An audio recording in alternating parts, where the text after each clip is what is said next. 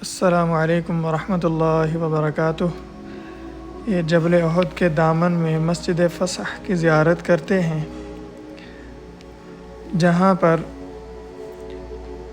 نبی کریم صلی اللہ علیہ وآلہ وسلم نے غزوہ احد کے دن لڑائی سے فراغت کے بعد ظہر اور عصر کی نماز ادا فرمائی۔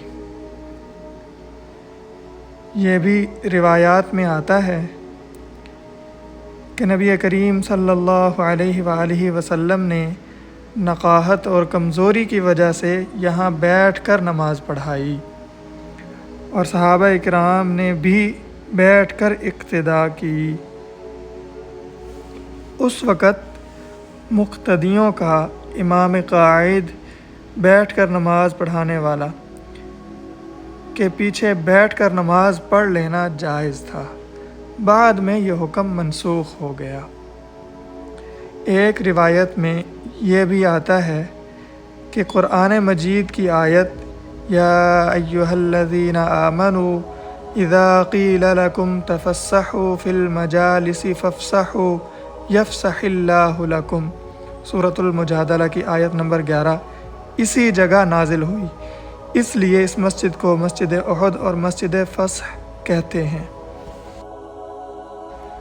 سبحان اللہ، یہ وہ متبرک مقام ہے جہاں پر آقا مدنی صلی اللہ علیہ وآلہ وسلم کے قدمین شریفین لگے، جبین اطہر بھی سجدہ ریز ہوئی۔ سبحان اللہ۔ احد پہاڑ کے قریب کچھ اور مساجد کا ذکر بھی ملتا ہے جہاں نبی مجاہد صلی اللہ علیہ وآلہ وسلم نے نماز پڑھی، مگر ان میں سے کسی مسجد کے آثار باقی نہیں۔ یہ سامنے وہ مقدس غار ہے جس میں پیارے آقا صلی اللہ علیہ وآلہ وسلم زخمی ہونے کے بعد تشریف فرما ہوئے اور مرہم پٹی کی گئی۔ مشرکین کے واپسی کے بعد مسلمانوں کی خواتین خبر لینے کے لیے اور حال معلوم کرنے کی غرض سے مدینہ منورہ سے نکلیں۔ چنانچہ سیدہ فاطمۃ الزہرا رضی اللہ تعالی عنہا نے آ کر دیکھا کہ چہرہ انور سے خون جاری ہے۔ حضرت علی رضی اللہ تعالی عنہ پانی بھر کے لائے۔ سیدہ فاطمۃ الزہرا رضی اللہ تعالی عنہا زخموں کو دھو رہی تھیں، مگر خون رک ہی نہیں رہا تھا۔ پھر ایک چٹائی کا ٹکڑا لے کر اس کو جلایا اور اس کی راکھ زخم میں بھری، تب خون بند ہوا۔ اللہ اکبر۔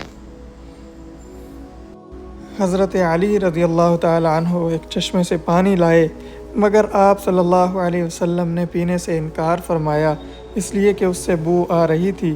تاہم چہرے کا زخم اس سے دھویا اور سر پہ بھی یہ پانی ڈالا، اور اس وقت فرمایا، اللہ کا شدید غضب اور عذاب ہوگا اس پر جس نے اللہ کے نبی کا چہرہ خون سے رنگا۔